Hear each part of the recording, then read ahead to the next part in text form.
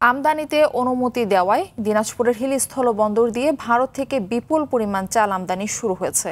এর আগে প্রায় 4 মাস বন্ধ ছিল দেশে চাল আমদানি। চালের শুল্ক কর নিয়ে জটিলতা নিরসন হওয়ায় বন্দরের মোকামে কেজি প্রতি মাত্র 2 থেকে 4 টাকা কমেছে পাইকারি চালের দাম। আমদানি অব্যাহত থাকলে চালের দাম আরও কমার আশা আমদানিকারকদের। হিলি প্রতিনিধি আব্দুল আজিজের পাঠানো তথ্যচিত্রে বিস্তারিত জানাচ্ছেন সাকিব আল হাসান।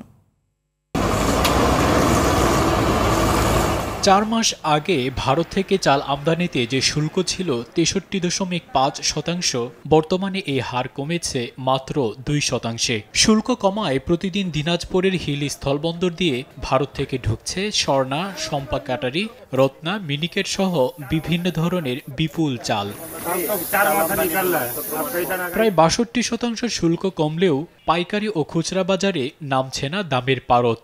পাইকারি বাজারে শম্পা কাটারি জাতের চাল কেজি প্রতি 2 টাকা কমে 68 টাকা, স্বর্ণা জাতের চাল কেজি প্রতি 2 টাকা কমে 54 টাকা, 28 জাতের চাল কেজি প্রতি 4 টাকা কমে 56 টাকা ও 29 জাতের চাল আগের দরে বিক্রি হচ্ছে 54 টাকায়। শম্পা কাটারি কমছে আপনার কেজি প্রতি 7-8 টাকা কমছে, আর স্বর্ণা 5 যেগুলো জাতের এগুলো তো কেজিতে 2 টাকা কমছে। 28 জাতের চাল এটাও মনে করেন মোটামুটি 60 টাকা ছিল, এটাও 56 টাকা, 4 টাকা কমছে।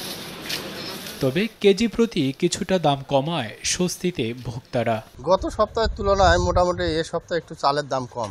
এভাবে যদি চালের দাম কমতে থাকে তাহলে মোটামুটি স্বস্তির মধ্যেই চলাফেরা করা যায়। এভাবে যদি একটু দাম কমে তাহলে আমাদের জন্য চালটা কিনে খাওয়ার একটু সুবিধা।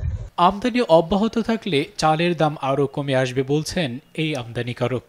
ভারতের বিভিন্ন প্রদেশ থেকেই আসতেছে, পাঞ্জাব থেকে আসতেছে, বিহার থেকে আসতেছে, হরিয়ানা থেকে আসতেছে, লোকাল কিছু আসতেছে, আপনার মালদা থেকে আসতেছে। শুল্ক আইন হচ্ছে আপনার 2%। আমাদের চালের ডিউটি আসতেছে আপনার 1 টাকা 66 পয়সা থেকে 2 টাকার মধ্যে মোটামুটি সব চাল প্রকারভেদে অ্যাসেসমেন্ট হচ্ছে। চলতি বছরের 12 আগস্ট থেকে 23 আগস্ট পর্যন্ত 11 দিনে এই স্থলবন্দর দিয়ে চাল আমদানি হয়েছে প্রায় 15,000 মেট্রিক টন।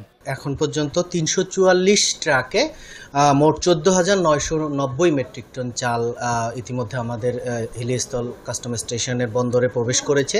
আমাদের কাস্টমসের পক্ষ থেকে আমরা দ্রুততম সময়ের মধ্যে চালের পরীক্ষণ, শুল্কায়ন এবং রাজস্ব আদায়পূর্বক আমরা এটা খালাসের ব্যবস্থা গ্রহণ করছি। সাকিব আল হাসান, RTV।